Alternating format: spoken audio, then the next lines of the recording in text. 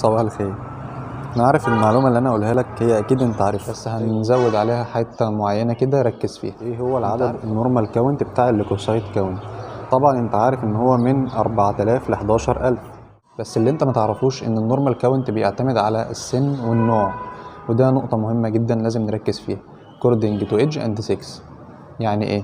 يعني لما اقول لك العد الابيض 17000، ده طبيعي ولا هاي كاونت؟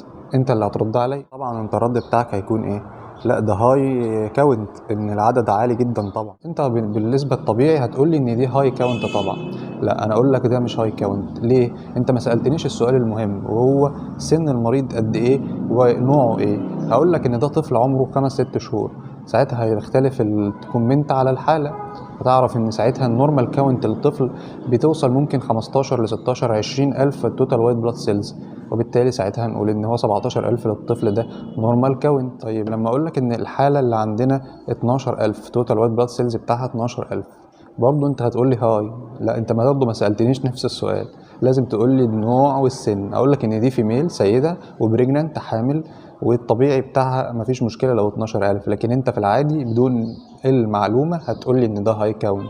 تبدا تقلق المريض، ممكن تقول له عندك انفكشن، عندك انفلاميشن، ممكن لو عالي شويه 17 18000 تبتدي تدخل في اتجاه معين ولوكيميا ولا قدر الله. لكن لازم تبقى عارف البيشنت داتا، دي نقطه اسمها البيشنت داتا، لازم تبقى عارفها كويس جدا لانها هتفرق معاك في كل شغلك.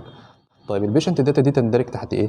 تندرج تحت مرحله بتسمى البري اناليتيكال فيز. البري اناليتيكال فيز مرحله ما قبل التحليليه، وده هيودينا لنقطه مهمه جدا، ان العمليه التحليليه بتمر بثلاث مراحل. مرحله تسمى البري اناليتيكال فيز، ومرحله الاناليتيكال فيز، ومرحله تسمى البوست اناليتيكال فيز. كل مرحله من دول مرحله ما قبل التحليليه، المرحله التحليليه، والمرحله بعد التحليليه. كل مرحله من دول تحتها تفاصيل كتيره جدا تحتاج شرح كتير، من ضمنها البيشنت داتا اللي هي في البري اناليتيكال فيز. طب ايه الفكره؟ انت عارف ان معظم اخطاء التحاليل الطبيه، حوالي 60% من الاخطاء بتكون في مشكله في المرحله ما قبل التحليليه ومرحله ما بعد التحليليه، ولذلك لازم نركز في التفاصيل دي.